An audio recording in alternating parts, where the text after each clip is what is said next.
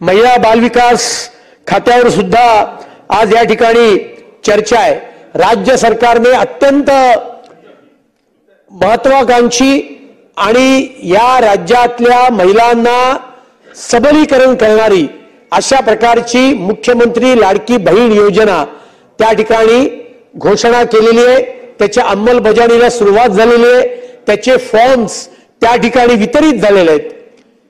एका ॲपच्या माध्यमातून हे फॉर्म अपलोड करायचे आहेत, पण या ॲपवर जितक्या गतीने हे फॉर्म अपलोड व्हायला पाहिजेत तितक्या गतीने होत नाहीयेत आणि त्यामुळे त्या ॲपमध्ये सुद्धा या ठिकाणी त्याचा सर्व्हर जो काही असेल तो अधिकाधिक शक्तिशाली करण्याचा प्रयत्न केला पाहिजे, ज्या योगे या योजनेचा लाभ हा अधिकाधिक आपल्या सर्व बहिणींना त्या ठिकाणी मिळाला पाहिजे।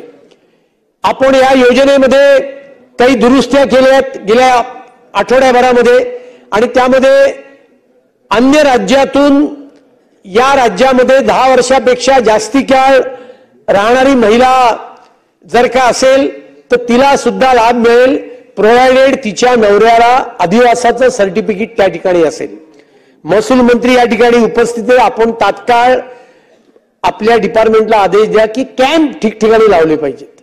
आम्ही नायब तहसीलदारांशी बोललो, तहसीलदारांशी बोललो आणि मुंबई शहरामध्ये असे अनेक आपल्या भगिनी वर्ग आहे की ज्यांनी इथल्या माणसाशी लग्न केलंय, त्या अन्य राज्यातून आले आहेत आणि त्यांना सुद्धा या योजनेचा लाभ मिळण्याकरता त्या व्यक्तीला त्यांच्या नवऱ्याला हा अधिवासाचं प्रमाणपत्र आवश्यक आहे आणि त्याच्याकरता कॅम्प सुद्धा या योजनेचा लाभ घेण्याकरता त्याचे आदेश सुद्धा द्यावेत ही माझी आपल्याला विनंती आहे।